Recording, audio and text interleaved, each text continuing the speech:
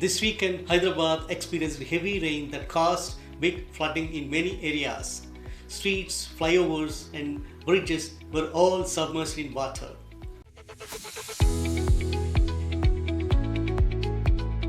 The Kottagoda flyover near Botanical Garden was especially affected with waist deep water, trapping many vehicles.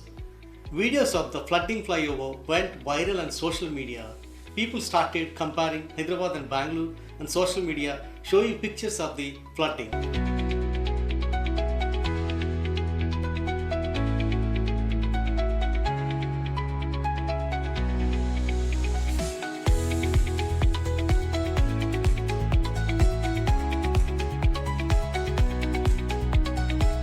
The heavy rain revealed how powerful the storm was and how quickly it affected the city.